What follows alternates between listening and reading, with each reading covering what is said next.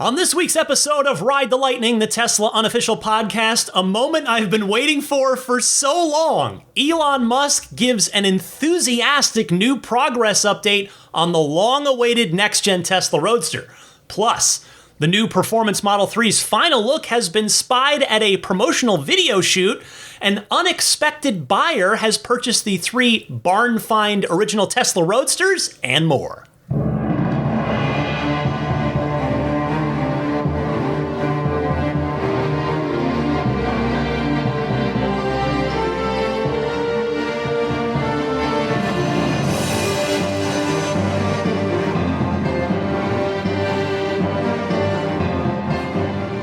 What's happening, friends? I'm Ryan McCaffrey, joining you for episode 448 of Ride the Lightning, your weekly Tesla unofficial podcast, publishing here on March 3rd, 2024. And we cannot even mess around this week. We got to get right to the topic, at least that I'm the most excited about. It is a big topic, no matter how you shake it. But for me, I was so energized by what I'm about to talk about that I wanted to just do the podcast on Tuesday, which is when all this happened. I just wanted to get in front of a microphone and go. But I'm glad I waited to record at the normal time because there is so much to talk about this week, and a lot of it's super interesting. I mean, I think all of it's super interesting, but let's start here. The next-gen Tesla Roadster, unveiled in November of 2017, and really hardly any progress updates since then. Until now. I have waited literal years for Elon Musk or anyone on the Tesla team to give us any sort of meaningful update on Tesla's supercar. On Tuesday night, February 27th, 2024, that is the date that I will probably not... I'm just kidding. I'm exaggerating here a little bit, but it's not that I'll never forget February 27th, but my goodness... That was a night that was very unexpected. This came out of nowhere. Elon finally just went on a bit of a Twitter spree and gave us a ton of updates on the next-gen Roadster. So I'm going to go tweet by tweet here. So he started by posting, "Tonight, we radically increased the design goals for the new Tesla Roadster. There will never be another car like this, if you could even call it a car." So let's stop for a moment to acknowledge that this confirms that Tesla is actually working on this car again. Because clearly they were not doing so for the entire 6 years. You know, they haven't been working on this thing continuously since November, well, before November, since, sometime earlier in 2017. There have been fits and starts here, and it's possible that this thing's been on the shelf for a while, but it is now back in development, and I am just over the moon about that. Now, hang on, because this next part, I'm going to need a paper bag to breathe into as we continue going through these, because it just gets more fun. So the next tweet read simply, "Tesla/SpaceX collab."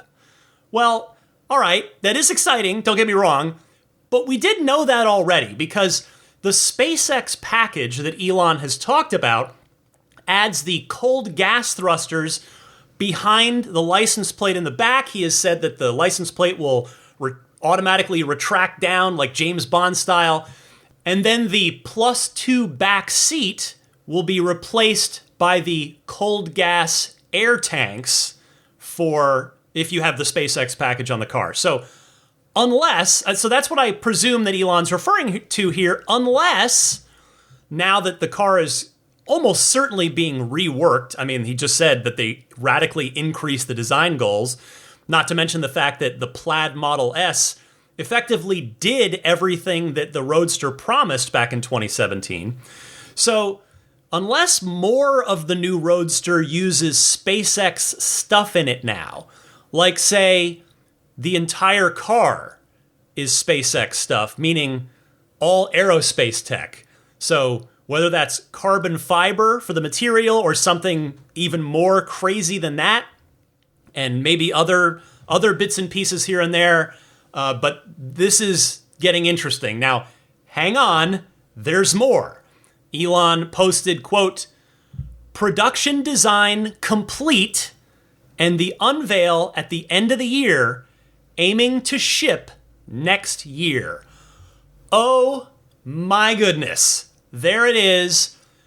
Production design complete. So, if I am to interpret that properly, on paper, that means the car is done. Now comes the hard part. But the point here that I'm super pumped about is they are actually moving forward on this finally. Finally. Let me say that again. Finally, just to drive it home. I mean, some of you know why I'm so obsessed with this car. It's because, and some of you, it's been so long that some of you don't know the story.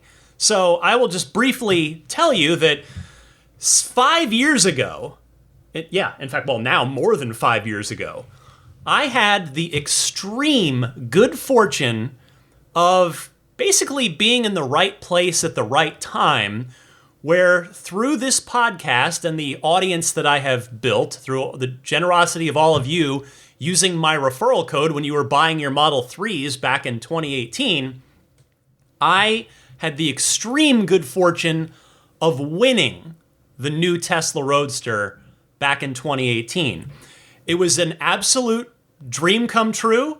I probably should have put in my notes what episode that happened on, because I could refer you back if you wanted to go listen to me almost cry. It's seriously, it's one of the craziest things to ever happen in my life. I mean, my wife's the best thing to ever happen to me, and my daughter's the best thing to ever happen to me, but in terms of crazy things to happen in my life in a good way, this is right at the top of the list. And so there's no way, I'm not in a financial position, I guess we'll just put it that way because that's what it is. I would never be able to get the Roadster, the new Roadster, in any other way. There's just no circumstance in life that it would ever be mine. But this happened with the referral program, and so it's a complete actual dream come true. It's an actual dream scenario. And the people that I have told this story to, and I'll admit, I don't tell the story much anymore because I don't want it to come across the wrong way. I'm excited about it, but I don't want it to seem, I don't want it to seem like I'm bragging or anything like that. I'm trying to err on the side of caution with it. But the people that I have told the story to over the years, they have all reacted the same way. And that's with stunning disbelief followed by uncontainable excitement. And that Roadster is on my account. If you log in to my Tesla account, you see my Model 3 Performance, you see Roadster, and you see my Cybertruck reservation. So that's been the most real it's been for the last couple of years. And in fact, the car, it didn't even go onto my account until 2 years ago, maybe 3. But for a while, it was just a promise. And now it's at least a promise that lives in my account. So maybe it feels a little more real. But anyway, this thing is going to be real. And I couldn't help but laugh at myself about this week is that right when I had just come off this podcast saying that I had lost faith, that I was finally, I couldn't hold on to the optimism anymore, that I just didn't feel like the Roadster was anywhere remotely close to happening. And now again, I have to laugh at myself because it's almost like Tesla was listening and they are like, okay, well, if this guy who's been carrying the torch for this for so long has lost faith, let's reignite that faith. I don't know. Of course, that's not really what happened, but all right. Anyway, enough about me. Let's talk more about this car. There is more. So the next post in this Twitter thread was, I think it has a shot at being the most mind-blowing product demo of all time. Yes, product demo of all time. So this obviously means that when this car is re-revealed at around the end of this year, per Elon, they're going to demo the SpaceX functionality. So, and what that looks like and what that totally means, all we can really do is refer back to his first post in the thread, where he said, if you could even call it a car. So we're probably going to see the car hover, because both Franz and Elon have talked about that, and most people have not taken them seriously on it, but they don't really joke around with their capabilities of their cars. So I've always believed them. Now, the actually building the technology and implementing it in a way to actually do that in a car that's going to be sold to the public is certainly another thing, and that's fair if you're skeptical. I don't hold that. I mean, I give you that. I grant you that. That's completely understandable. And what we have previously known about the SpaceX package is that it was going to get the car from 0 to 60 in 1.1 seconds. And that figure came from the museum placard that Tesla themselves provided the Peterson Auto Museum back when the next-gen Roadster was displayed there in 2022. I went down to visit it. I took a drive down with my friend Michael just for the day. We did it all in one day and had a great time getting to see that car up close and in person. So 1.1 seconds, that's ridiculous. To say that's impressive is an understatement. 1.1 seconds, unless, next tweet, Elon says, quote, 0 to 60 miles per hour in less than 1 second. And then this is still him tweeting. He says, and that is the least interesting part, end quote. So 0 to 60 in under a second, I mean, not that I thought this before, but there's simply no way that the SpaceX functionality of the new Tesla Roadster is going to be street legal in any capacity. There's just no way, of course. But so that is going to use the cold gas thrusters for that to achieve that physics-defying time, and it's assuredly only going to be even possible to enable and use on a closed track. But still, I am probably more interested. I know it's crazy to say I'm more interested in and that's the least interesting part than I'm more interested in that than the 0 to 60 in under a second part. But that is how I feel. I'm more interested in and that is the least interesting part portion of that post, because what does that mean? Are there going to, in fact, as Elon once posted, are there going to be thrusters all around the bottom of the car, some pointing, well, most of them, I guess, pointing out away from the body, and they'll fire off as you enter corners at otherwise unsafe high speeds that'll quite literally blast you around corners, but safely? I need to know. I cannot wait for this product demo that Elon says could be the greatest product demo of all time. Now, it continued.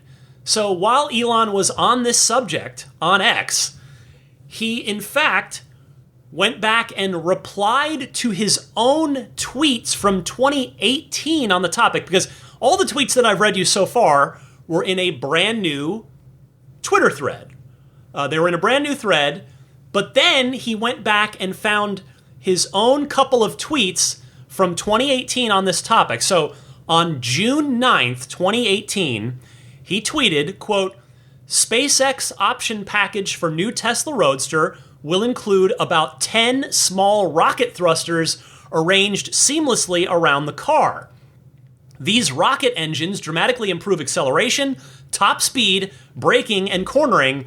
Maybe they will even allow a Tesla to fly, ...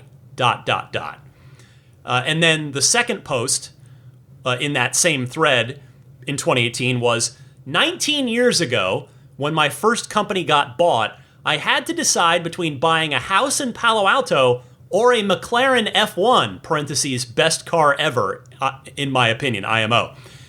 Was no contest. I bought F1 and a small condo that was much cheaper than the car. New Tesla Roadster will exceed all gas sports cars in every way. So again, those were consecutive posts from 2018.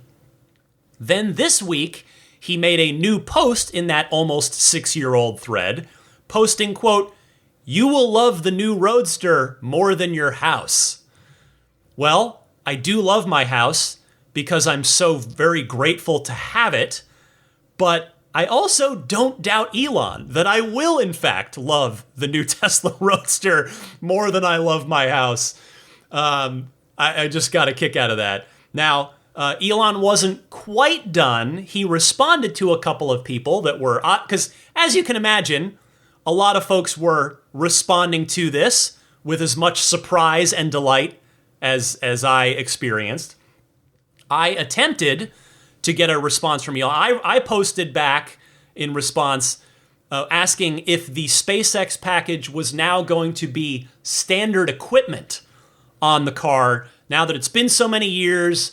The Rimac Nevera has done everything and more that the original version of the new Tesla Roadster had promised. So that's, and you've heard me speculate about that on this podcast before. For me, it makes a ton of sense for Tesla to make the SpaceX stuff all standard on the new Roadster so that it's just baked into the car, baked into its DNA, that any conversation about that car automatically includes the SpaceX technology, and that that there's not a base model that, probably roughly maybe matches what the Rimac did, again, without the thrusters. That just doesn't seem like Elon's MO, particularly, again, A, after this long, B, after he said they radically increased the new design goals, and C, that the entire point of the Tesla Roadster from the new one, from back at the unveiling, which of course it was the surprise one more thing at the Tesla Semi event back in 2017, the entire point of the new Roadster is to put the smack down on gas-powered cars forever. To say, EVs are better, there's not a single gasoline car that is better than this Tesla Roadster. So that has been the goal. Again, we'll see if it actually achieves that. And so, to me, based on what Elon has now stated this week, it would make sense to me that the SpaceX package is all integrated. It's just a standard part of the car. And I hope it is, because that would also separate it from the Plaid S, right? Like, sure, the new Roadster can be quicker from 0 to 60. It can be faster at the top end than the 200 mile per hour limit of the Plaid. It can exceed the Plaid, but this is going to be a car that costs at least $250,000. I believe it's probably going to cost at least $300,000, given, again, how much time has passed. They laid out that $250K price point in 2017, and if they're increasing the design goals, blah, blah, blah, you get where I'm saying here. So they're going to want this Roadster to radically surpass the Plaid, rather than just be a marginally better open top, two-seat, well, 2 plus 2 seat, but 2-seat version of a Plaid. Like, it's, so I think, and I want, maybe I'm speaking optimistically, wishfully here, but I really hope that the SpaceX package is just standard equipment on this car. So, getting back to, sorry, I got a little sidetracked there, and you'll have to forgive me. Again, this blindsided me, and really all of us this week. I just, as you heard on my New Year's predictions show, I didn't think we were going to hear about the Roadster for quite a while, and I'm just so gleefully happy that we have. So my friend John, who runs the Tesla Owners of Silicon Valley Club and its Twitter account, posted in response to Elon, "Can it fly a little?" And Elon responded with the wide eyes emoji, which is suggestive of yes, is what it's suggestive of. Again, he has said this before. He has suggested this before when he had last talked about the new Roadster a number of years ago now. But nevertheless, it's great to hear that that still seems to be part of the plan. Then my friend Farzad posted son of a blank, you actually are making a rocket on wheels, LMAO, laughing my off. And Elon replied to that saying, of course. So no emoji, just of course. So I'm over the moon here that this car is back in Elon's purview, and just that it's back. So I'm guessing Rocket Man as a license plate is taken in California. ROKTMAN. I'm going to guess that's already taken, because that sounds like a great license plate for the new Tesla Roadster. But to finish up in all seriousness here, and by the way, if you're tired of hearing about this, I do apologize. I knew going in, I was like, I'll bet I'm going to talk about this for 20 minutes. Sure enough, I just, as I said that, crossed the 20-minute mark on my recording, but I am just about done, and then we'll move on to other topics, I promise. But to finish up in all seriousness here, it's fair to say that if you look at Elon Musk's post history on X in recent months, there aren't a lot of Tesla posts at all. Just at all. Then obviously there hadn't been any up until now about the Roadster. So the fact that he got excited enough after this design meeting, which was almost certainly with Franz, that he got excited enough to go on a mini X posting spree about it, that gets me excited, because this car has obviously been on the back burner for years and years now. And again, understandably so, as I've talked about, but they need to get this thing done. They need to ship this product that they announced and took substantial deposits from customers from 6 years ago. So I'm just so happy that Elon he's excited about it, and we have confirmation that the project is finally moving forward. And I simply, if I have any good karma stored up in this world, I hope I can spend a little bit of it on getting invited to that product re-unveiling that Elon says should happen at the end of this year, and that greatest product demo ever that will happen at that event. Please, if the karma gods are listening, please let me get invited to that event. This is, again, as I told you at the top of this segment, I've been waiting over half a decade for this. In fact, by the time this re-unveiling happens, if it's indeed at the end of the year, it will have been 7 years since the new Roadster was first unveiled, and 6 years since I had the extraordinary good fortune of winning the car. So it's been a long wait. Not that, I know that beggars can't be choosers. You can't look a gift horse in the mouth here. I'm not trying to suggest that in any way. But it's been a long wait, and I can't wait to see the presumably final production intent car, and on top of that, what it can do. Because it sounds like it can do some absolutely crazy stuff. All right, next up this week, as I mentioned last week, I was lucky enough to get full self-driving Beta 12, specifically 12.2.1 last weekend. So I've had it for, I guess, the upwards of 2 weeks now, and I had my first wow moment with it. And that is this. It steered around a pothole.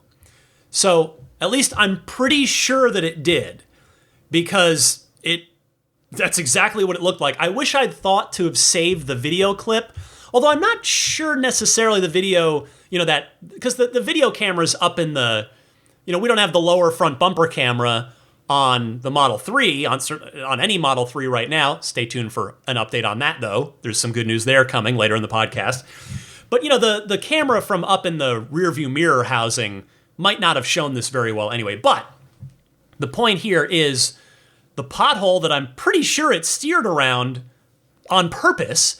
What happened was I came up to a three-way stop, and I was just going straight through, which then went right onto a freeway on-ramp. I guess that's not relevant for the story, but just to paint the picture for you. So FSD Beta 12 comes up to the stop sign, lets another car go, and then it starts to go across this little kind of mini intersection and onto this on-ramp. And so it's just a straight shot. But the car, I saw it with my eyes. There was a pothole. It didn't look like, it wasn't such a big pothole that I was going to manually intervene and steer the car around it. But instead of just going straight and up the on-ramp, the car veered just a little bit to the left and navigated seemingly around this pothole. And I said to my wife was in the car, I was like, it just steered around a pothole. Did you see that? And so I think that's what it did. I can't totally be sure if that was just some freak coincidence that it happened to just wiggle to the left for some reason, because I can't rule that out. But it sure seemed like it avoided a pothole. I mean, we know that FSD, not even version 12, but it reads turn signals. It'll let cars in if they have their signal on ahead of you in the adjacent lane. So it's learning more and more tricks and skills. So I sure hope that pothole avoidance is a skill that it is now developing. And when I was thinking about this after the fact, I had something of a vision for my ideal future of FSD. And vision sounds like that's too grand of a word, but I had a thought about what I would love to where I would love to see FSD go in the future. And this thought actually comes from my video game world, my day job, the video game space. And what that vision is called drivatars. And if you're a gamer, if you've played any of the Forza Motorsport and or the Forza Horizon games from over the years, they're on Xbox, they're now on PC as well. And in fact, the drivatars have been included in the Forza games since Forza Motorsport 4 back in 2011. So if you're familiar with the last decade of Forza games, you know what the drivatars are. And if you're not familiar, that's okay. Essentially, what happens is the game learns how you race, whether you're super aggressive, how you like to take corners, etc. And then what it does is it takes those driving habits and then it drops your drivatar into your friend's offline races. So even if you're not playing together live in real time online, the AI representation of you is uploaded to the servers and downloaded into the games of the people on your friends list. So your friends see their friends, the AI ghosts of them, if you will, in their game. And so it's made to kind of simulate what an actual live multiplayer race would feel like. And it works actually quite well. Like it's a pretty impressive feature that they've honed over the years. And so it's what I would like to see is to take that very brilliant feature, that brilliant idea in the Forza games, and ultimately see Tesla's FSD become the real world version of it. Because, all of us have different driving styles, right? Like take me, for instance. I'll tell you a little bit about myself as a driver. I don't like to do a lot of lane changing. On the freeway, I usually sit in the second lane from the left because I don't want to hold up people who want to go in the passing lane and go faster than me.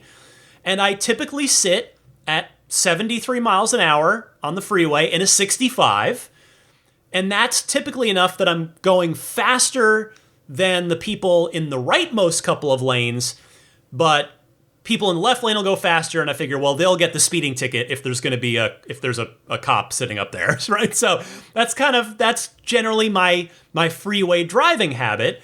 And then when it's time for me to get off the freeway, I like to get over to the far right lane a good bit before my exit. I'm not talking miles, but like a mile out. I like to try and just casually make my way over so that it doesn't become super stressful for me as the exit's getting super close. So stuff like that, right? Those kind of habits, those kind of behaviors are what I'd like to see one day in a Tesla-tar, if you will. I'm very open to better names, by the way. A Tesla-tar that mimics my driving style when I activate FSD, and my preferences, while being safe, of course. That goes without saying. So the idea being that when FSD is on, it feels more like me driving than some robot that does some things that I don't like it to do, which is how it is today, right? That FSD, I mean, you've seen it on the freeway. If your exit is in a mile, it will not get over to the far right lane until it's going from 0.6 miles to 0.5. You can watch it. It's robotic. It's every single time.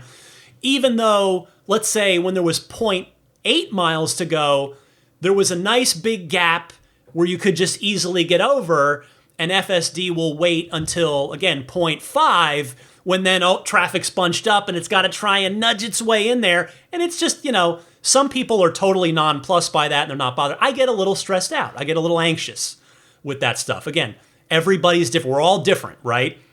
So that's what I'm talking about. I would love to see FSD one day evolve to mimic our own unique driving behaviors and apply them when FSD is enabled within the confines of full safety, right? So am I crazy here? Would anybody else like this? Does this sound like a totally nutty idea? Anyway, let me get back to your Tesla news for the week, because that was just a random anecdote, but hopefully you found it interesting, since I think it's hopefully of use to you, since oddly, version 12 still has not rolled out wide, and maybe it will have by the time this episode is live. But that was my recent really cool version 12 experience. Next this week, some bad news that Tesla gave us the heads up on for once. You may have already seen this in your Tesla app earlier this week. Model Y prices went up this week on March 1st, and the app warned us all week long, right in if you were on the home screen of the app, in that sort of promotional banner there near the top, it said, Model Y prices increasing on March 1st, which was no doubt in an effort to drive some more Model Y orders from folks that were on the fence. If you're curious what the increase was, it was $1,000 on the standard Model Y and $1,000 increase on the long range. So those two Model Y now start at $44,000 and $49,000 respectively, and that price is before the point of sale federal tax credit if you're eligible for that. The performance Model Y's price did not change. It's still $52,500. So that means it is now only a $3,500 gap between the long range Y and the performance Y. And that, I suspect, is going to tempt a lot of people to just go ahead and upgrade to the performance at that point. Though, worth considering here, you could also buy the long range, get a bit more range from the smaller wheels, and then buy the acceleration boost for $2,000 in your Tesla app, which will get you a nice chunk of the way towards the performance's acceleration, but with those cheaper, longer-lasting tires and, again, the greater range than the performance Model Y that has the 21-inch wheels on it. So just some food for thought if you're considering a Model Y. Although, on that note, if, like me, you are not a fan of the standard 19-inch Gemini wheels that are on the Model Y, and would instead maybe want to do what I just said, but upgrade to the 20-inch induction wheels, which I think look really nice. So if you want to do the 20-inch induction wheels on the long range, well, those wheels cost $2,000.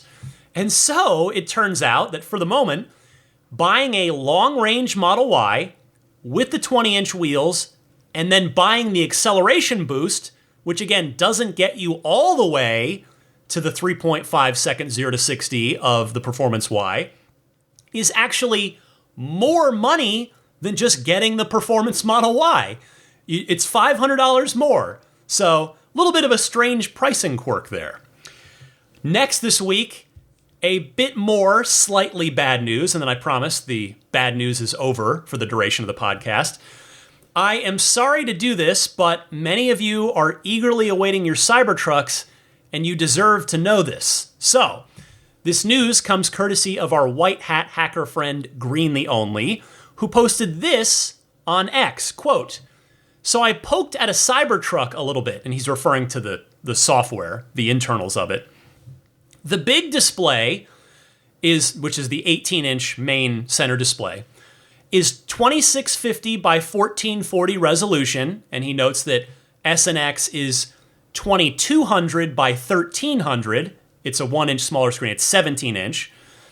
And he says the rear display is 1440 by 900. That's the second row screen. And he says same as S and X, but S and X is limited to 1280 by 720 in software. So that's actually all good, right? You've got a proper 1440p display up front and a nice crisp 1440 by 900 display for the second row passengers in the Cybertruck. That's not the bad news. That's all good news. Here's the little bit of bad news, and it is minor. Maybe I freaked you out. I should have maybe worded that a little more softly, but here's the bad news that I was getting at.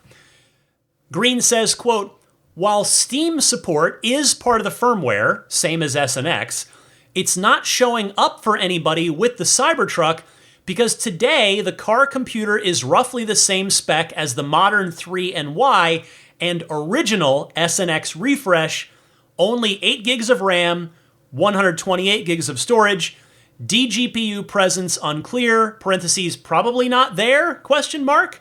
Unless the requirements for Steam get less strict in the future," he says it currently requires 16 gigs of RAM, "Cybertruck owners might need to replace/upgrade their car computers to get Steam similarly to how early Plaid users need to do it today, and I think it's not free either."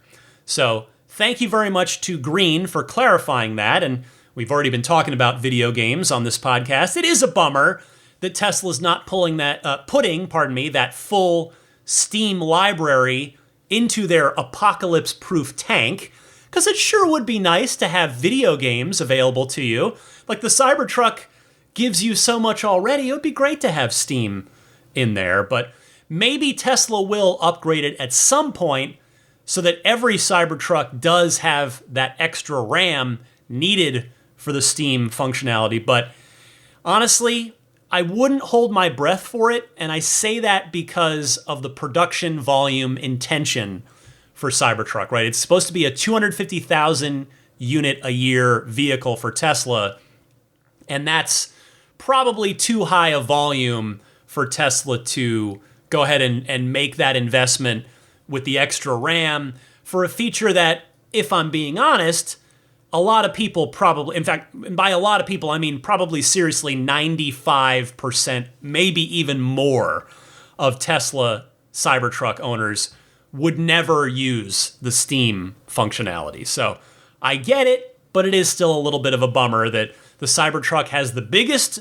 center main display, the highest resolution, and it's so close to having the hardware to do the Steam gaming library, but not quite. In slightly better Cybertruck news, my friend Arash Malik posted his friend's Sentry Mode video, and what that video showed, I know that you're going to be like, wait, this is better news, but stay with me. His friend's Cybertruck lived up to the Cybertruck's claims of being the toughest truck out there.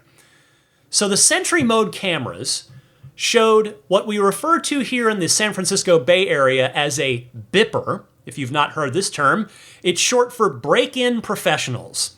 And I'm just going to leave it at that. I'm not going to get into it anymore because that's a whole other discussion, particularly as it pertains to the San Francisco Bay Area. But so there was a BIPper that approached Arash's friend's Cybertruck, which was parked on the street at night. And this criminal, this BIPper, scurried up to the Cybertruck and he smacked his glass-breaking tool on the driver's side rear window, either hoping there was something good on the front seat that they could steal, or they actually saw something. So, tried to break the glass to break into the Cybertruck and rob the Cybertruck owner. But here's where the good news comes in. I mean, it's good news wrapped in bad news, I acknowledge, but nevertheless, it's the ray of sunshine here. The big surprise for this ne'er-do-well is that the glass didn't break. Ha ha. Unfortunately, the Bipper then tried the driver's side front window. I say unfortunately, and I'll get to why in a second. The driver's side front window didn't break either. Then, either out of frustration or perhaps an absolutely desperate attempt to get into this truck, I don't know if there was like a pot of gold sitting in there or what, but the Bipper climbed up on top of the truck and apparently jumped up and down a couple times on the roof glass. Now, we can't see video of this because Sentry doesn't capture that, but the aftermath is how we know that this person jumped up and down a couple times on the roof glass. It did not give. This Bipper then ran off empty-handed. So that's the good news. It wasn't a total victory for the Cybertruck because both the side windows on the driver's side and the roof glass cracked. But I confirmed with Arash, who texted his friend when I asked, that both of those side windows were still operational. They could go up and down. So yes, it still sucks because this is going to be an insurance claim on 3 of the Cybertruck's 7 pieces of glass, and it's going to cost some money, whatever the Arash's friend's deductible is.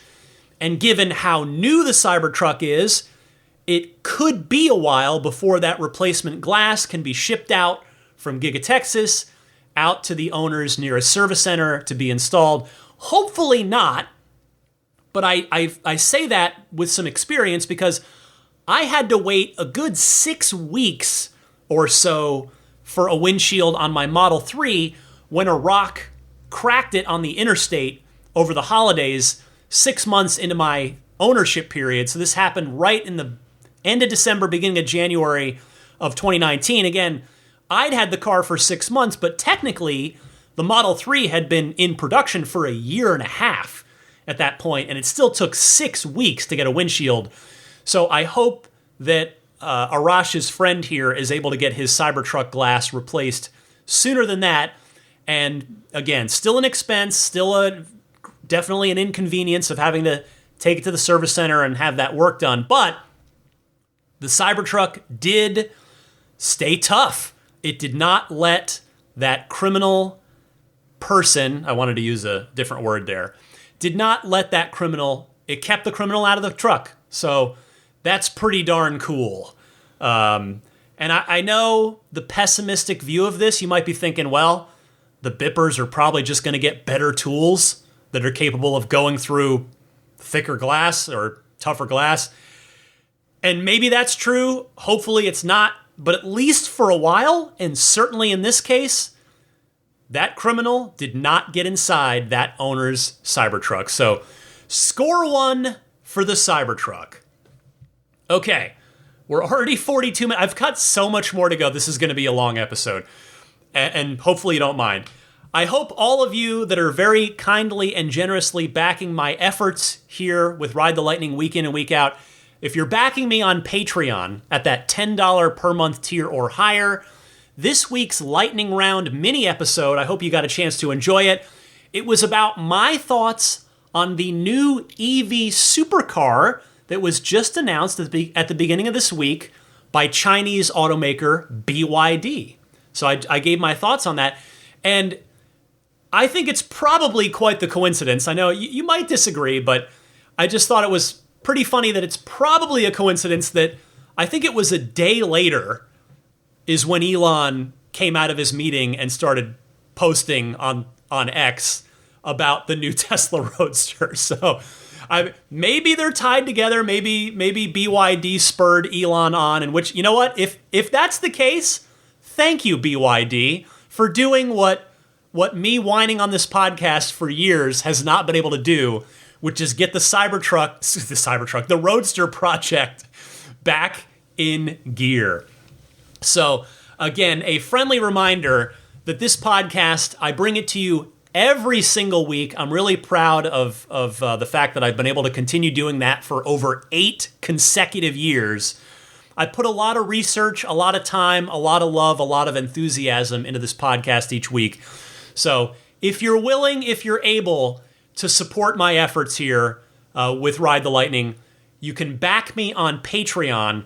My Patreon page is found at patreon.com/Tesla Podcast. And the support tiers start at just $5 a month. For that $5 a month, you'll get early access to each week's podcast. Basically, as soon as I upload it, here usually on late Friday nights, you can get immediate access to it. And then if you jump up to that $10 per month tier, that's the most popular tier. You get the early access each week, and you get the entire back catalog of those lightning round mini episodes, plus, of course, any episode I do every single week. As long as you're pledging, you get access to all those. There are currently 85 of those up there, so goodness knows how many hours of content that is at this point. But there's a nice stash of goodies there for as a way for me to say thank you if you're able to back me on Patreon. So annual pledges, if you just want to pledge once per year rather than every single month, you can do an annual pledge, and if you do that, I give you a 10% discount on that annual pledge. And don't forget that Patreon also has a free 7-day trial on that $10 per month tier if you'd like to just try it out without any actual financial commitment. So please check out my Patreon page one more time. It's patreon.com/Tesla Podcast. All right, before I continue here, I want to just take a quick pause and remind you that, believe me, I have a lot more to go. So don't worry, there's plenty more Ride the Lightning to come. But real quick, I want to mention Accelerate Auto, the wonderfully kind folks who offer that excellent extended warranty policy for your Tesla. It is, on paper, it is better than Tesla's policy. It does everything Tesla's own extended warranty policy does and more. I'm a big fan of it. I have it on my car. I've used it a couple times now. The reimbursement, submitting your claim, super easy. The payment, you get reimbursed very quickly. It's been great. I have a 3-year, 40,000-mile extended warranty policy. So that's 40,000 additional miles from when my warranty expired. My factory warranty expired at 50. So I'm covered till 90,000. Or 3 years, 3 more years, whichever comes first. So you can customize a plan of your liking that works for you and for your car. If you want to, add 1 year or add 10 years. If you want to cover the entire car, if you want to cover the entire car plus the battery and powertrain, or if you want to cover just the battery and drivetrain, Xcare can do that. It's very flexible. Check them out. The website is xceleratauto.com/XCARE. So xcelerateauto.com/Xcare. And if you are going to purchase a policy, use the discount code LIGHTNING, and that will give you $100 off your purchase. All right, back to the Tesla news. There is still so much more to go. In pretty much any other week, in fact, this was going to be the top story this week until Elon just dropped the Roadster update out of the sky for me. And that story is this, another thing to get super excited about. The Model 3 Performance, the new one, was spotted uncovered, completely uncovered. You can see the whole thing during a promotional video shoot in Spain this past week. Now, I saw this posted on Tesla tipster Sawyer Merritt's X account, but the full credit goes to Desmond Wisely, who is at Desi Wisely, Wisley, on X, who wrote, "New Model 3 Plaid being filmed in Valencia, Spain," along with a 19-second video that he clearly snuck because he wasn't supposed to, where we can see a little bit of the front of the car, and it's ultra red in this particular version. We can see the entire side of the car, including the new 20-inch performance wheels, and we get to see, we get a great look at the entire back end of the new Performance Model 3 as well. So my thoughts, besides, I'm just very politely here going to correct Desmond, that it's not a Model 3 Plaid. This is not a 3-motor car. It's the Model 3 Ludicrous. We'll get to that in a second.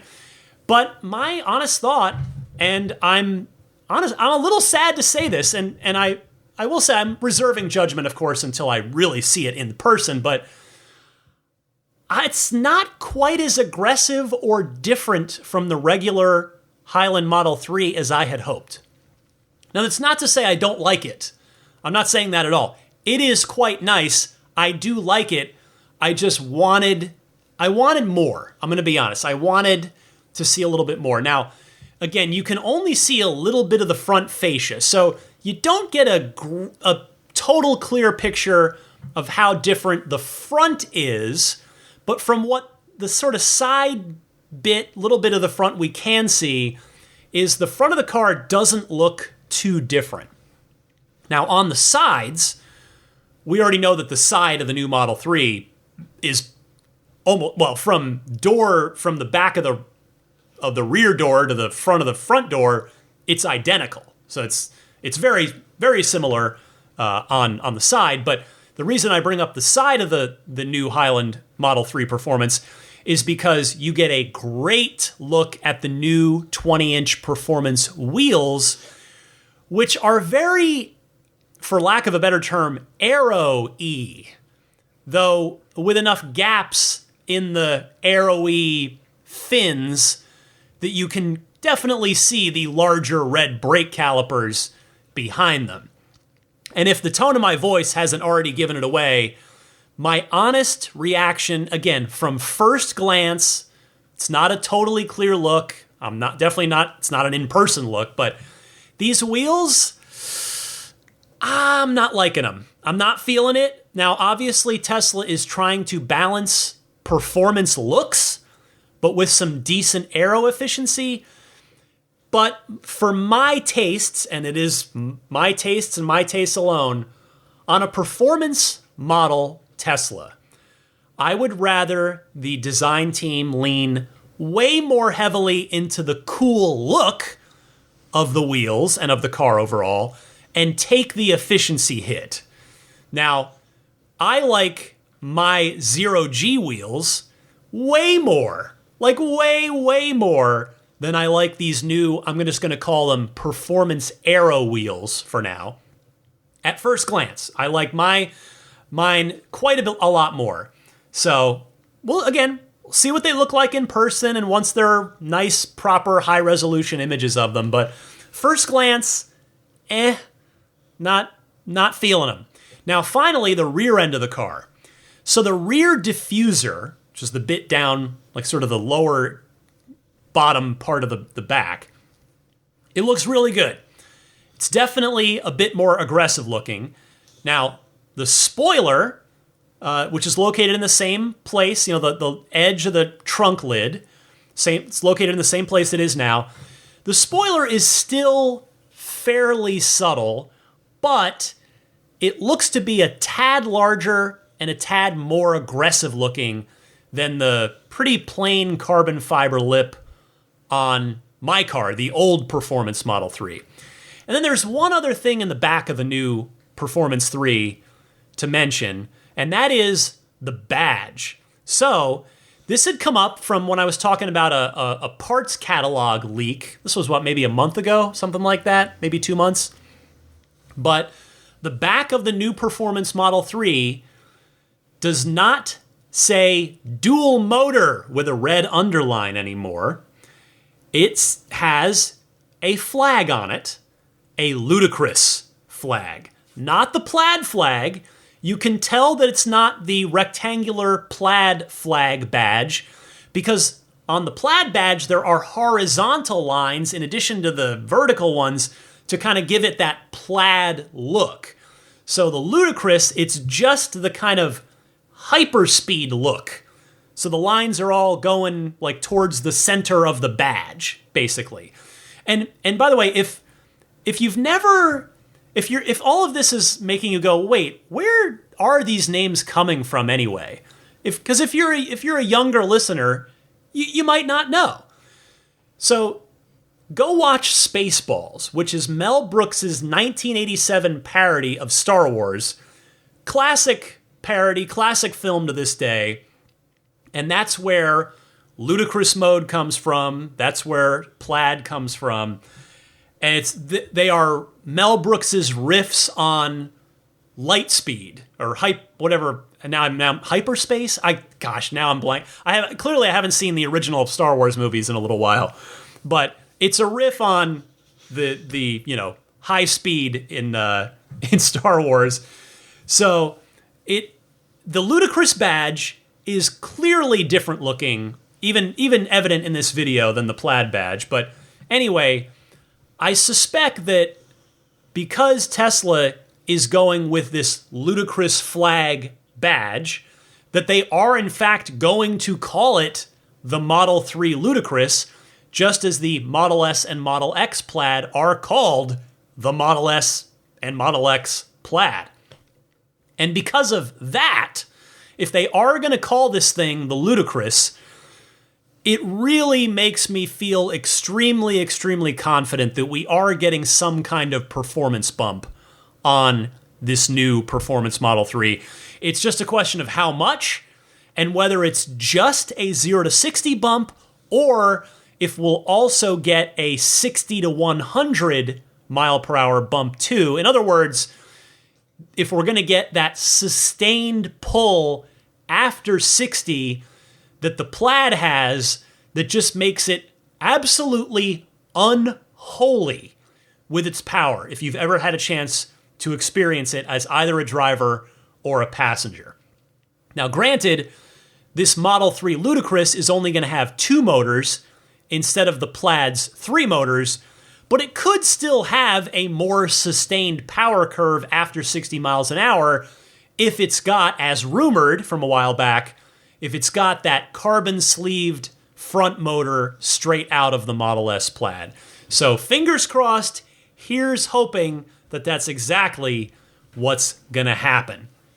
So again, overall, at first glance, and again, admittedly not an in-person proper look, but it's a social media video, doesn't show every angle of the car, I think I probably came off pretty harsh towards it. I do like it. Don't get me wrong. I do. It's not that I just wouldn't buy it. It's not like I look at it and go, oh, no, awful, no way. I do like it. I just was hoping for something a little bit more distinct looking.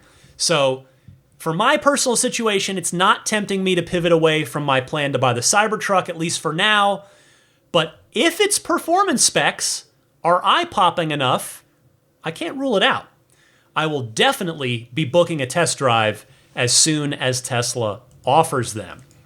So, the poll question, the Patreon poll question for this week, again, a reminder, you do not need to be backing me on Patreon in order to vote in each week's poll. You can just go and vote for free, totally no pressure whatsoever.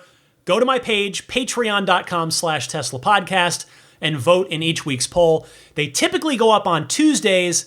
I put this one up on Monday, which of course means then the Roadster stuff broke on Tuesday. I probably would have made the poll about Roadster, but that's okay, because this is a good poll. I was eager to hear what all of you thought about the looks of this new Performance Model 3. I linked to the video in the Patreon poll post, and so I asked you simply, what do you think of the new Model 3 Performance's looks? 50% of you who voted said, I love it. 21% said, I'm indifferent to it. So I think that's not an insignificant percentage of voters. 14% said, I like it, but not all of it, such as the wheels, front fascia, or rear fascia. And if I'm being honest, I think that's the category I would have voted in. I would have joined the 14% group there. For another 14% of you said, I don't care what it looks like, just show me the performance specs. And hey, full respect on that. Can't argue with you choosing that one. And only 1% of you said, I don't like it. So everybody, we all seem to be on the same page that we all like it. It's just a question of how much. Where on the like scale are we? And some of us are in different places with it. A couple of the comments on this one I just think are interesting. Rollin Frackleton wrote, "Wheels are a bit odd. Not sure if I like them. Overall, the car doesn't look much different than the regular Highland 3. Slightly disappointed." And then, just again, to show you that we all have different tastes on this stuff, Anthony Walker commented, "I do love the looks, but it looks a little too aggressive for my taste. I still prefer the looks of my OG Model 3 and likely won't buy the new one anytime soon." Don Rudy said, "Nope on the wheels, everything else thumbs up, especially the ludicrous badge." And there were a few other comments, but that's a good little sampling there for you. So thank you to everybody that took the time to vote and or comment on this week's Patreon poll. Next up this week, as I cross the 1 hour mark, I'm having fun. I hope you're having fun. I hope, yeah, that's all. I hope you're having fun. I'm having fun doing this episode. Remember those barn find original Tesla Roadsters with 0 miles on them? Remember how there was supposedly a buyer lined up to pay $2 million for all three, and then it fell through? Well, we've got an update on this, and it is one heck of a plot twist. This is a straight out of Hollywood level plot twist. I would even personally call it a stomach churning plot twist. Hear me out. The question that I will now pose to you is, did proud and renowned Tesla FSD hater Dan O'Dowd buy these 3 barn find Roadsters? Yes, he did. I want to say thank you to listener Tyler Hilliard for flagging this story to me. And the story comes from a video on the What's Inside YouTube channel. They're a pretty big channel. They got a lot of subscribers. Good stuff on there. Good content. And I'll link to this in the episode description, by the way, because I do encourage you to go watch this. So What's Inside, Dan is the name of the gentleman that runs that channel. Dan went to Carl Medlock's Roadster repair shop in Seattle, the Seattle area. It's Medlock and Sons is the name of his shop. I think I've mentioned it here on the podcast before, because there's Medlock and Sons in the Seattle area, and there's Gruber Motors down in the Phoenix area. Those are the 2 Roadster specific shops that in the United States that do nothing but work on the original Tesla Roadster. Anyway, so Dan from What's Inside YouTube channel went down to Carl Medlock's Roadster shop in Seattle to see these cars, because that's where they are right now, and get the story straight from Carl Medlock. So, when I first heard about this, because it was Tyler's tweet just linked me to it, and didn't tell me in the tweet that Dan O'Dowd, Tesla FSD hater extraordinaire, had bought the cars. So I was like, wait, what is this? What is this going to be? So, because I thought he was joking. I honestly thought Tyler was, I think he said something like, you'll never guess who bought these, Dan O'Dowd. I literally was like, Tyler's just pulling my leg here. And then I click on the video and I watch the video. It's 9 minutes long. It's not too long. So many YouTube videos nowadays are just like eternally long to get the watch time up to feed the algorithm. It's, the whole thing. I don't necessarily hold it personally against people, but I say that because this What's Inside video was a nice, tight 9 minutes, and all 9 minutes were well spent. So before I clicked on the video, I thought, oh no, this can't be real. And if it is real, Dan O'Dowd hates Tesla enough that he might just disassemble these 3 Roadsters and throw the parts in the ocean just to spite Elon Musk and just to spite the Tesla community. And if you're listening to this going, wait a minute, what do you mean Dan O'Dowd, Tesla hater? Who are you talking about? Google Dan O'Dowd Tesla. And O'Dowd is O''D''O''D. Dan O'Dowd. This dude has a burning hatred for it turns out not Tesla overall, but specifically he has the fire of 1,000 suns burning in his belly of hatred for FSD, for full self-driving, for Tesla's autonomous driving project. And you see, Dan O'Dowd made his billions. This guy's a billionaire. Dan O'Dowd made his billions with a company that he owns called Green Hills Software.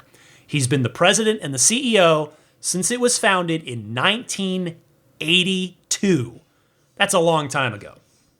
And this company, what it does is it creates software for things like military vehicles, fighter jets, all kinds of stuff, including things like autopilot, like actual literal autopilot. So that's what Dan is up to. That's where he's made his money. And he seemingly, I can't say this with fact because I haven't heard it directly from Dan, but he seemingly sees Tesla's FSD project as a competitor to his company.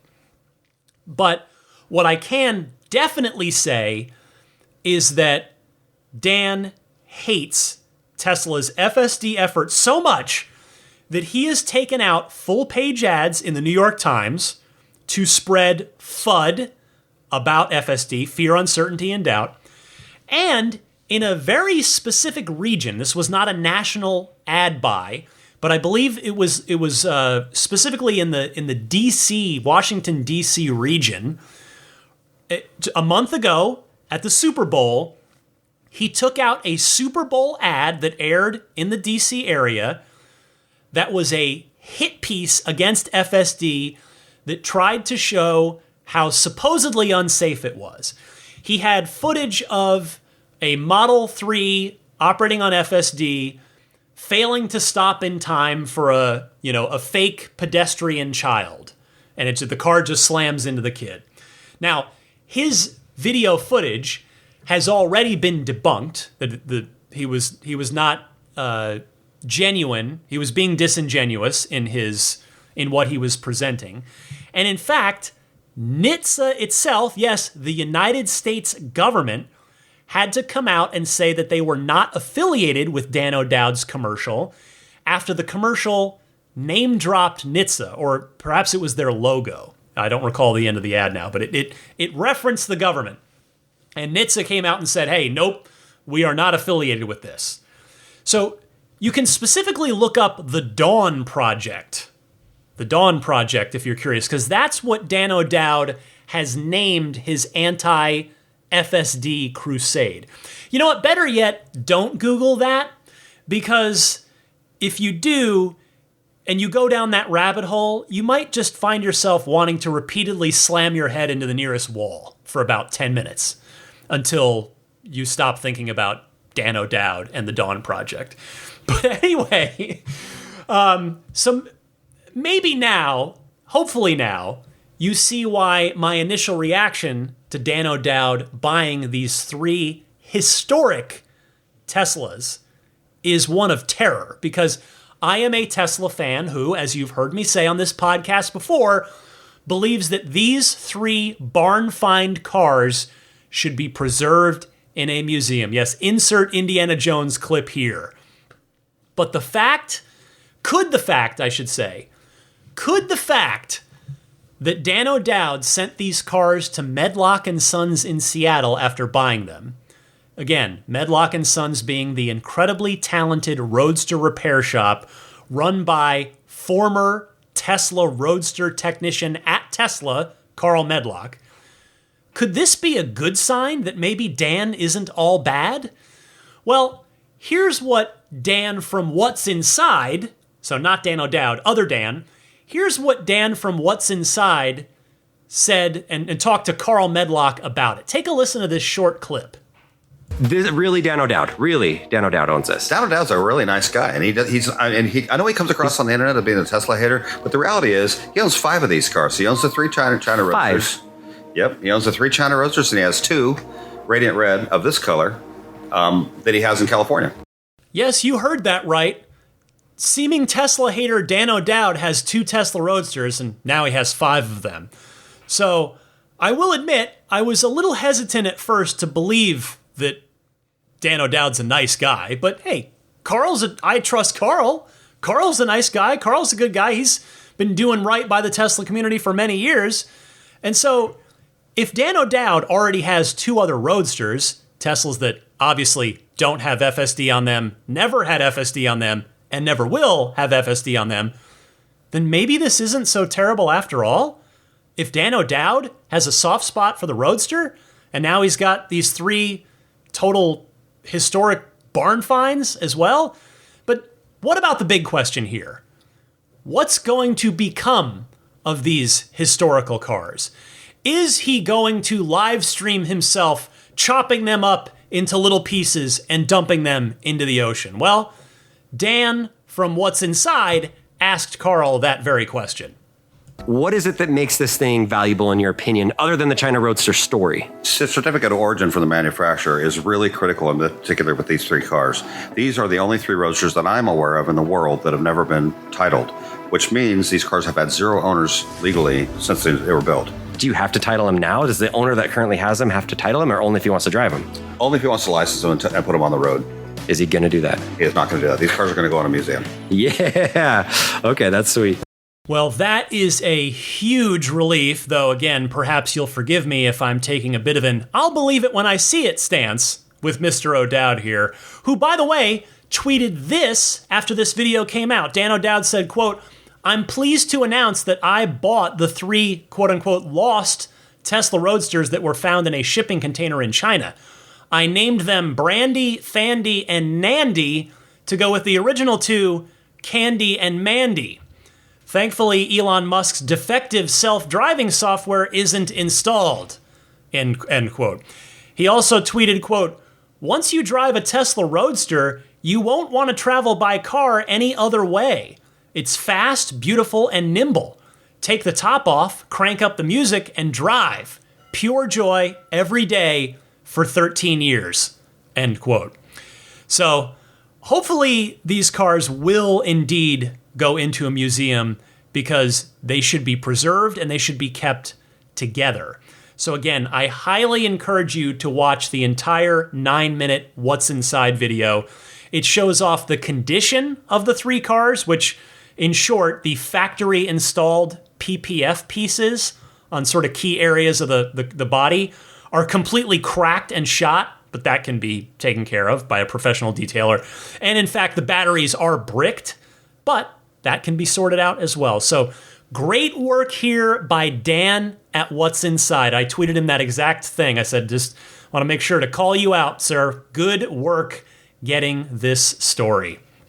I've got one more story for you this week. I know I've already been talking for quite a while, but busy week, exciting week. And this story is exciting as well. We end on another high note here. Model S and Model X have some fun changes coming. Production starting today, these fun changes happen. So this comes via Tesla Scope, who, in my humble opinion, has credibly reported on this kind of thing before. Tesla Scope tweeted, quote, "Starting in March, for the first time ever, the Model S and X will begin delivering with RGB ambient lighting, a front bumper camera, and other changes." Front bumper camera, yes. Okay, the ambient lighting is a nice little thing that brings it in line with the Cybertruck and with the new Model 3. Let's pivot back to the front bumper camera because that is significant. As I had said, after I was so fortunate to get to drive the Cybertruck for 3 days, that lower front bumper camera fixes what removing the ultrasonic sensors broke. This is huge for S and X because it will allow S and X owners to park and maneuver in tight spaces with a heck of a lot more confidence than they've had for the last, whatever it is now, 1.5 to 2 years since the ultrasonic sensors were gotten rid of. I mean, the Model S in particular, if you've seen it sort of in real life, you know that it's got a pretty long hood. So The S in particular, I think, will benefit quite a lot from this, though the X obviously does as well. Now, two more things here, two thoughts that come to mind. Number one, will the Model 3 and Model Y eventually get this front bumper camera too?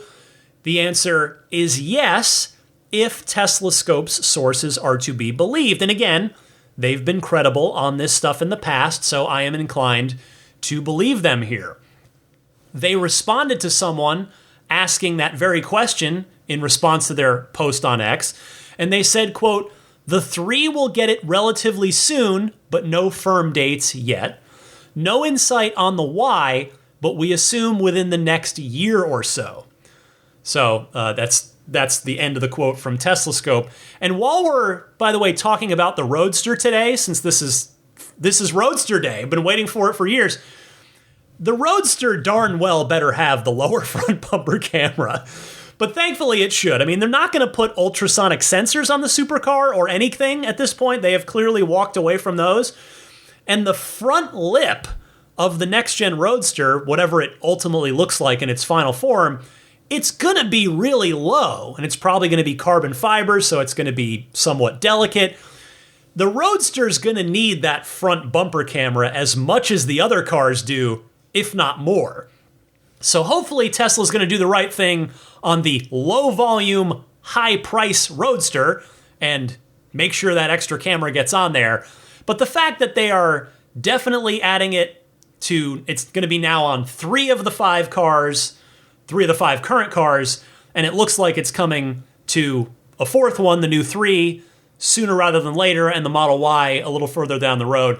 That bodes very well that it'll be on the Roadster when the Roadster finally hits in another, roughly 2 years or so. And then the other thought that I had on this topic as I close out the news for this week, what are the other changes that Tesla Scope's talking about? They clearly must be fairly minor since they weren't specifically detailed, but I am nevertheless very interested.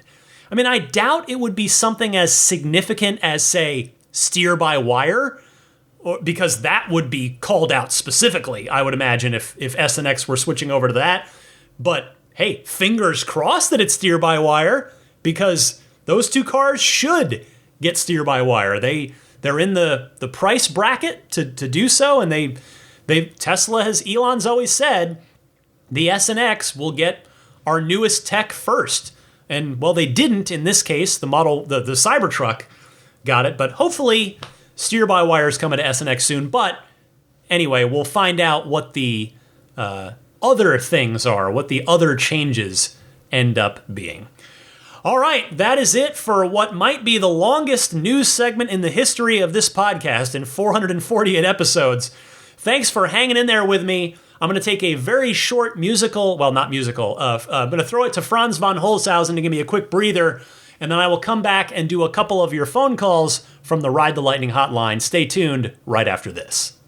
Hi, this is Franz von Holzhausen, and you're listening to Ride the Lightning with Ryan McCaffrey, the Tesla unofficial podcast.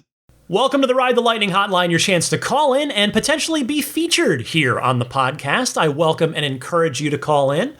This week, there's any number of things you might want to call in response to, whether it's the Roadster, whether it's the S and X getting the front bumper camera as of today. Well, yeah, as I'm recording March 1st, that's when the production changeover was supposed to happen today. So, which means if you have an S and X order in, but don't have a VIN yet, you will probably, you have a good chance of getting the front bumper camera and the ambient lighting. If you already have a VIN, though, that means your car was probably built in February, probably, but not necessarily. It's going to be close. So we'll see. I can't wait to see what the full deal is with the S and the X. Anyway, you might want to call in and talk about lots of stuff. So if that is of interest to you, I welcome and invite you to call in and participate in the podcast. You can call in one of 2 easy ways. Either use your smartphone's built-in voice recording software, record your question. Please try to keep it to 90 seconds or less so that I can get to as many people each week as possible. And then email that file to me at my podcast email address, which is simply teslapodcast@gmail.com. Or you can take that same 90-second or less question and just call in and leave a message on the Ride the Lightning hotline. That toll-free number that you can dial anytime is 1-888-989-8752. Again, that's 1-888-989-TSLA. And if you know someone special with an upcoming birthday, anniversary, graduation, or some other special occasion, you can give them a unique gift of recorded voices from friends and family telling them why they are special. The recordings can be podcasted like I do with them, or put onto a keepsake. Visit lifeonrecord.com to learn more. Here is Doug from Fort Worth, Texas. Hey, Ryan. This is Doug from Fort Worth, Texas. And I had a question for the listeners out there. Wondering if anybody has gotten their teenager a Tesla. Now, I'm not talking about, I'm sure some of them have gotten a brand new Tesla, those that can afford it for their kid. I was looking at it for my daughter, maybe a 2013, 14 Model S. And ultimately she didn't want that for some reason. I guess I haven't raised her right. But my son is definitely interested. He's 3 years from now, and hopefully by that time my number in line will come up for the Cybertruck, and I'll just give him my Model 3. Anyway, you see a lot of benefits to giving a teenager a Tesla, with safety, obviously, the driver assist options. And then the second question I would have is, what kind of attributes can Tesla do from a software standpoint to help teenagers be better drivers? You know, whether it's something as extreme as geofencing or, you know, I know that we can limit the speed, but is there some sort of parental controls that we could put on a Tesla that would help our teenage drivers? So anyway, just a discussion topic I was thinking, and have a great day. Doug, thanks so much for your call. I am sure you've done a tremendous job raising your daughter. I know you're joking around. I mean, in all seriousness, though, I meet more and more kids who aren't even necessarily interested in driving at all when they're, turning 16, when they're teenagers. My 20-year-old nephew is in college, and he has yet to get his driver's license. He's not interested. I will say, conversely, his brother, my 17-year-old nephew, couldn't wait to get his driver's license. So, I don't know, it does seem like there's maybe a little bit of a generational shift. Uber could be a factor in that, and maybe the sort of micro, like last mile commute stuff with the electric scooters. I don't know. It's some interesting thing to think about. Anyway, with your situation, safety is certainly number one, right? I mean, teenagers are probably the worst drivers on the road statistically. I don't have the statistics. I don't actually know. But I would surmise that because they lack experience. When I think back to when I first started driving, that was probably the worst version of myself as a driver. Now, there may come a time much later in life where I regress back to that, although thanks to the efforts of Elon Musk and the autopilot team, against, it'll be Dan O'Dowd spinning in his grave, but thanks to Tesla's efforts, when I'm super old, I will hopefully have a reliable, safe, full self-driving electric Tesla that'll just take me wherever I want to go and allow me to live a full mobile lifestyle. Anyway, the experience factor, though, that's what makes the lack of experience is what makes a teenager a poorer driver. I'm not saying all teenagers are bad drivers, but a poorer driver than they probably will be after 2, 3, 4 years of gaining experience behind the wheel. So thus, having a safe car is paramount if they were to make a mistake or if someone else makes a mistake and hits them, because adults, even with driving experience, are not perfect drivers. Mistakes happen. Things happen. So I wanted to tell you that I think that your idea of having software-based driving tips and or more in-depth instructions in the car on the screen, brilliant idea. I think Tesla should do that. That is awesome. Now, you're definitely not the first parent to wish for a teenager mode that limits the power of the car and puts other guardrails on it. And we don't have that yet. Hopefully we will someday. But for the moment, there is one thing you can do, and that is put the car in valet mode. It cuts the power in half, and you can also go in and set the maximum speed in your Tesla app. So you could set the max speed to 65 if you want to, right? If you don't want them going any faster than that on the freeway or anywhere else. So, Doug, I hope those help. Thank you so much again for calling in. I'm just going to do one more call this week because I've already been talking for so darn long here. I'll get to more calls next week. And it's a different Doug. Doug from Naples, Florida, responding to my Cybertruck review and how I was commenting on what I felt was the ease of use with the steer-by-wire of the turn signal buttons right on the Squircle. So, Doug, go ahead. Hey, Ryan, this is Doug from Naples, Florida. Very interested in your Cybertruck review, especially your comment on the turn signals being a significant improvement from those that you experienced in the Refresh S. I have the Refresh S, and I'm okay with the turn signals as long as I'm changing lanes or just at a stop, turning left, turning right. The biggest problem I have with the turn signals is when I'm in a rotary or, roundabout or traffic circle, whatever you call them, and most states require you to use a turn signal when exiting the roundabout. Of course, that's a law that's widely ignored, but I do try to follow it, and it's almost impossible to figure out where the wheel is, which is the right turn signal to push. I guess I'm really surprised that it allows turn signals on the steering wheel when they won't allow convex mirrors on the driver's side. They're worried about the size of icons on the dashboard, and they don't allow adequate lighting and a whole host of other kinds of things. I'm surprised that they find the turn signals acceptable. I don't know what this problem is. It's bothersome. I guess I get used to it. I'm curious if you think that the format on the Cybertruck would solve this, or it would still be a problem. Anyway, be well and enjoy the podcast, and talk to you soon. Doug, it's always nice to hear from you, and the short answer to your question is yes. I do think that the Cybertruck's turn signal buttons are better in a roundabout, and it's for one simple reason. That steer-by-wire, I mentioned it a moment ago.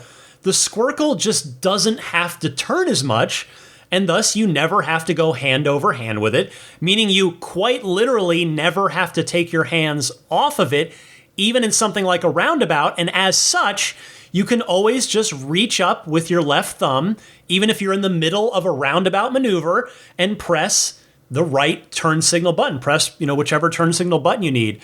So if and when the S and X, and maybe someday the new Model 3, since that's also foregone stocks, go to steer-by-wire, they too will suddenly become an order of magnitude easier to deal with in a roundabout with those turn signal buttons. Thank you so much, Doug. Thanks to everybody, whether you're named Doug or anything else. I appreciate you taking the time to call in. Yeah, it was the Doug hotline this week, which was fun.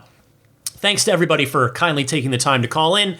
As I said, I promise I will get to more of your phone calls next week. In the meantime, feel free to keep them coming. I gave you the call-in instructions at the top of this segment. Stick with me. I am not quite done. Yes, there is still a little bit more Ride the Lightning left to go coming up right after this. This is Steve Downs, the voice of Master Chief, Sierra 117. You're listening to Ride the Lightning, the Tesla unofficial podcast. That Cybertruck looks a lot like a warthog, doesn't it? Master Chief, out. Well, not too much going on with me and my Model 3 this week, other than just getting rained on. So I had a nice little stretch where the car was clean. Now it's not, but that's okay. Rain is good. It's good for our ecosystem up here. Helps prevent the forest fires come late summer, early fall, so I can't complain too much about getting rained on. Anyway, let me give you a pro tip of the week here. It comes from Christy in Austin. It's specific to FSD Beta. Hey Ryan, it's Christy in Austin. I wanted to call in with a pro tip. when I'm using FSD Beta, and it will oftentimes slam on the brakes a little too late for my liking. We've got a highway out here in Austin that I've got to take to get into town, and it's just stoplight after stoplight, and the speed limit's anywhere between 55 to 65. So you're going fast. The car doesn't stop as soon as I would like it to, and does it in a harsher way. But rather than taking it out of autopilot, I just use the scroll wheel control for that max speed. And as I see the light turn red and cars start stopping, I start cranking down that max speed so that the car is forced to slow down faster, or I should say slow down sooner, so that it's not quite as much of a slam on the brake. Anyways, I hope this is helpful. I also had a pro tip ask. I was hoping someone might be able to answer this question. The way that you can hack and get into the minimal lane change on each drive works in the 3 and Y, where you can use the right scroll wheel to bring up that card and then tell it to do minimal lane changes. But I can't seem to figure out that in the refreshed Model X. It has the yoke steering wheel, and the wheels, the little clicker wheels, don't have that same action. So if anybody knows how to do that, I would love to find out. Thanks, Ryan. Take care. Thank you, Christy. That tip is helpful. I know, speaking from my own FSD beta experience, sometimes I find that it doesn't want to look around a bend like our human eyes can do. Not a corner, but just a bend. And I guess it just mostly looks straight ahead. And so it'll result in it getting caught off guard a bit by cars that are slowing down up ahead in that curve, resulting in a firmer brake action than was honestly necessary if a human were doing the driving. So I love your idea of manually dropping the speed by fast flicking that right scroll wheel down to quickly drop that max speed of FSD by 5 mile per hour increments. I'm going to start using that one myself. Great tip. Thank you so much. As to whether or not there's a shortcut to the minimize lane changes on this drive card for the new S and X specifically, I sadly cannot help you on that one, so I will turn it over to the folks listening out there that do have the new S and X. If one of you out there either knows this or can check it on your next drive and would be so kind as to either call in or send me an email at teslapodcast@gmail.com, I would be happy to let Christy know, as well as any other new S and X owners out there who might be looking for this information. Thanks, Christy. Thanks to everybody who calls in. If you have a pro tip of the week, please share it. I'd love to add it to my knowledge base, as I'm sure your fellow owners and enthusiasts would as well. So you can call in using the 2 call-in methods that I mentioned a little while ago. Before I scoot out of here, let me mention some friends of Ride the Lightning that I hope can be of use to you sooner or later. Starting with abstractocean.com, they've got so many great aftermarket accessories for all 5 Teslas technically now, all 5 in production Teslas. I don't want to shortchange the original Roadster. I see you, original Roadster. Just you're not made anymore. And so the 5 in production Teslas they've got stuff for over at abstractocean.com, like their custom fit 4th generation tempered glass screen protectors, their awesome lighting kits of various lighting colors and different brightnesses, lots and lots of good stuff. The puddle lights, if you want to change out the little light at the bottom of your door when you open the door, that's casts some light down so you can see at night. You could change that to say the Tesla T logo if you like. They've got that stuff. Lots of different fun kits over at abstractocean.com. Pile into your cart everything that you like when you go browse over there. And when you get to the checkout, use the coupon code RTLPodcast at checkout to get 15% off of your first order. Again, that's coupon code RTLPodcast, all one word, no spaces. Next up, the Snap Plate. Been getting some good feedback on that. Who was it that just emailed me about this? Oh, it was Al Bonilla, who wrote in and said, "Thank you so much for turning me on to this." I promise I didn't pay him to say this. He's just giving honest feedback here based on these products that I recommend from these vendors that I like. He says, I used your discount code. Great bonus. Love, love, love how this thing looks on my car. And so good commentary from Al there. Appreciate the feedback. And if anybody else out there wants to grab the Snap Plate or the new Snap Plate Plus, which is strength optimized, intended to not break at all, whereas the Snap Plate, the regular one, is sort of built to give way, built to break away, to sacrifice itself in a worst-case scenario like a parking mishap or a car wash. So you can get either one, and you can get a discount on either one. So go to everyamp.com/RTL and use the coupon code RTL on top of that. BudgetSafeSolar.com. I definitely recommend that you keep them on your short list of solar providers if you are considering adding solar to your home or business. They now offer home battery storage installation as part of their whole solar setup, both the Tesla Powerwall as well as other non-Tesla home batteries as well. So, like I said, give them a look. If who you're looking at isn't working for you for whatever reason, try them out. Just contact them, see what they can do for you. BudgetSafeSolar.com. And if you do proceed with an installation, I kindly ask that you use the referral code RTL. Immaculate Reflections. Fantastic, awesome detailer here in the greater San Francisco Bay Area. The website there is irdetailing.com. If you're in or going to be in the greater San Francisco Bay Area and would like to treat your car, whether it's a Tesla or another car that you care about that's in your garage, treat it to a spa day, there's no better place to take it than Immaculate Reflections. They offer a nice little discount for listeners of this podcast when you contact them through the website, irdetailing.com. Just mention that you're a Ride the Lightning listener, and you'll get that nice little discount as long as you book in one of the detailing services, whether it's paint correction, get that finish looking as good as it possibly can, whether it's paint protection film on some or all of the car, whether it's ceramic coating as well, because that ceramic coat will last you a good 3 to 5 years, maybe more. In fact, because I'm at over 5 years with my ceramic coating.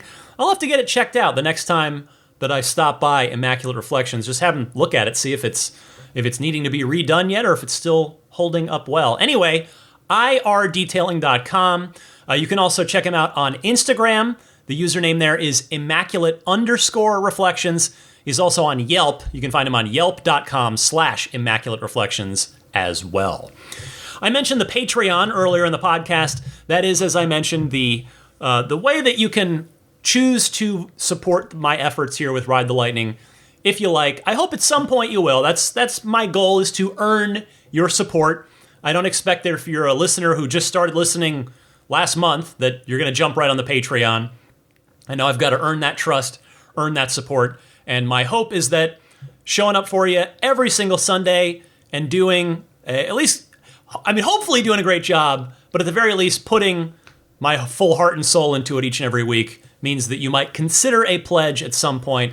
As I mentioned earlier, the support tiers start at just $5 a month.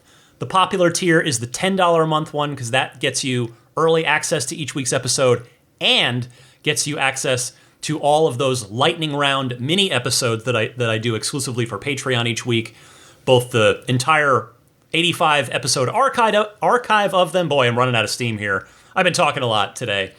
As well as every future episode that I do each week on Patreon. So head on over to my Patreon page at patreon.com/Tesla Podcast.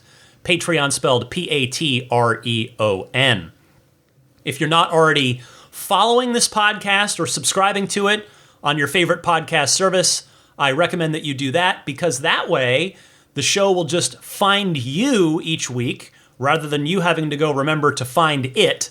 So subscribing/following is totally free, and I'm on all the major podcast services like Apple Podcasts, which you can get natively in your Tesla, as well as Google Podcasts, TuneIn, Spotify, as well as YouTube podcasts as well. The best way to find me on any of them is just type in Ride the Lightning Tesla, and that should pull up this podcast. Get yourself 3 free months of FSD with the purchase of a new Tesla by using my referral link. Now, you don't have to use mine. Certainly, I just want you to use somebody's, but if you just need one, feel free to use mine. And the way to do that is go to a web browser, either on your phone or desktop, and type in ts.la/Ryan73014. That will take you to the Tesla.com landing page where you can choose which car that you'd like to order, configure it how you like, order it, and when that order goes through, it will have the referral baked into it, which means upon delivery, you will get that 3 free months of FSD. You can follow me on X/Twitter, whatever you want to call it. I'm DMC_Ryan there, and I have the exact same username on Instagram as well. Before I hit the road, though, I want to say hello and thank you to the Plaid, Maximum Plaid, and Roadster in Space tier backers. I'm going to start with the Maximum Plaid crew this week for 2 reasons. One, tomorrow as I record this, it'll be in the past for most of you hearing it, but this weekend is our monthly Zoom hangout for the upper tier backers of the Patreon. I'm looking forward to that one. See if any of you out there have taken delivery of your Cybertruck as of yet. These are always fun chats. The hour always flies on by. And the Maximum Plaid or higher backers are invited to that every single month. However, I'll note as well that anybody that makes a new pledge or upgrades your pledge in the course of a month, you get a one-time invitation to whatever the next Patreon Zoom Hangout is, just as a thank you from me. I'll just give you a one-time courtesy invite to join us on that monthly Zoom Hangout. The newest Maximum Plaid backer, I typoed and wrote Baker. Maximum Plaid Baker would be a pretty great thing as well. That would be a very complimentary thing, I think, Maximum Plaid Baker. But the newest Maximum Plaid backer is Derek Finley. Derek, welcome, and I hope to see you on at least, if not this month's Patreon Zoom Hangout, maybe one in the future as well. So thank you very much to both Derek as well as the rest of the Maximum Plaid crew, who are Jonathan Wales, Cameron Clark, Daniel Grummer, Seth Capello, Nick and Tony, the Galpin family, Ryan from New York City, Darren Nickel, Kaz Barnes, Brett Libano, Patrick Wisniewski, Gil Cabrera, Mark Eversole, Todd Badger, Joe Edgel, Kevin Yank, the Tesla Owners Club of San Joaquin Valley, Michael Williams, Will Stedman, Derek Nesselrote, Justin Perez, Jeremy Harris, Chris Beach, Tom Mills, Corey O'Donnell, Aaron, John Cody, Joel Sapp, Paul Casarino, Richard Corley, Chris Osborne, KB, Doug Carey, James Gregory, Adam Lavoie, ContactOneCallCenter.com, Jason Chalukas, Travis Krenzel, Bruce Otterstein, Tom Behan, Josh Pennington, Matt Kalin, John from Cream Ridge, New Jersey, Sean Tisdale, Dustin Hart, and Michael Gallo. Next up, the Roadster in Space tier backers. Huge thanks goes out to Pete White, Lyle Austin, Steve Radspinner, Fernando Cordero, Lawton from Chicago, Sean Neidig, Neil Weaver, Jackson Wallace, Rolf and Jennifer Evers, Howard Anthony Smith, Victoria Iacovetto, Tesla Hitchhiker 42, Kara Weston, Robert from near Philly, Kristen Rumble, and American Home Contractors. Finally, a thank you goes out to the grandfathered in Plaid level supporters. This tier is officially no more on the Patreon, but these very kind and generous folks continue to support me at that level, so I continue to kindly offer them all the perks and benefits that they deserve with that tier, including the shout out here at the end of each week's show. Boy, I really do need to wrap it up because I'm clearly talked out for today. So, big thanks to the Plaid level supporters. They are George Cassiopo, Logan Willis, Peter Chalet, Eric Randolph, Dory and Steve Guberman, the Tesla Owners Club of Taiwan, Ron Lee, Charlie Gillespie, David Perella, Dennis Peak, Jeff Angwin, Chase Cabanillas, the Lydia family, Aaron Altschul, Jared Brown, Jerome Strack, Jamie Dalton, Mike and Barbara from Louisville, David J. Howes, Matt Nixon, the Tesla Owners Club of Wisconsin, Ish, Not Elon Musk, Peter, and the Bear Boys of Colorado. Thanks to everybody backing me at every tier of the Patreon. Your support is sincerely appreciated. It is never taken for granted, I assure you of that much. I've got a snoozing, dreaming Daisy the Boxer puppy to my left. I think she's running in her dream right now because her paws her back legs are moving as she sleeps. It is getting late here on the West Coast. This has been a fairly long episode, but hopefully one that you found enjoyable, one that you found informative. I had a blast doing this one. Like I said, I've been looking forward to this recording all week. I've been jumping out of my skin, just eager to talk Roadster. Finally, now that we have an update, I couldn't be more thrilled. I know there's still a long way to go, but this is a true, meaningful update. I've been looking for this for so long, and hopefully Tesla's going to stop kicking the can down the road on that car and actually build it. I mean, according to Elon, the design's done, and now it's just a matter of doing the engineering and then spinning up some part of the factory, of one of the factories, whether that's going to be the original plan of finding a corner here in Fremont, or if it's going to be in one of the other factories. If it's not going to be here in Fremont, I would selfishly hope it's done out of Giga Berlin, only because, well, number one, actually two reasons. One, the German team has a very good reputation of building really well-built, good fit and finish cars. So that's one. And two, they have the advanced paint shop over there that's doing the Quicksilver, that's doing the Midnight Cherry Red. So I certainly expect, as you've heard me say before, that the next-gen Roadster is going to have its own palette of awesome colors. My true hope is that Tesla does, I forget what Porsche calls it, or Ferrari, but whatever the name of it is, where you can just bring them literally any color and they will paint your car in that color. I don't know if Tesla will go that far for the next-gen Roadster, because it's kind of not in their MO to do that. They do prioritize efficiency, as we all know.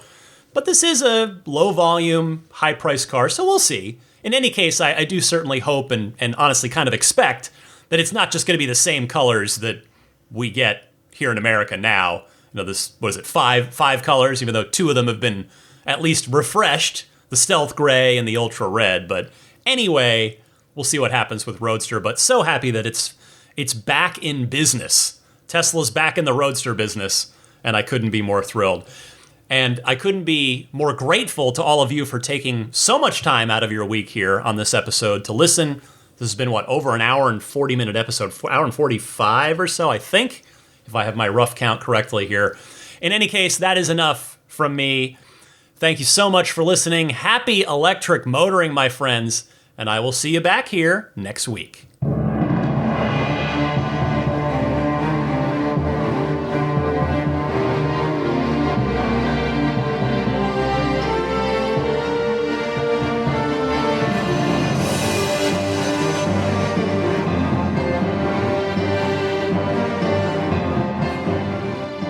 I mean, I think a Tesla is the most fun thing you could possibly buy ever.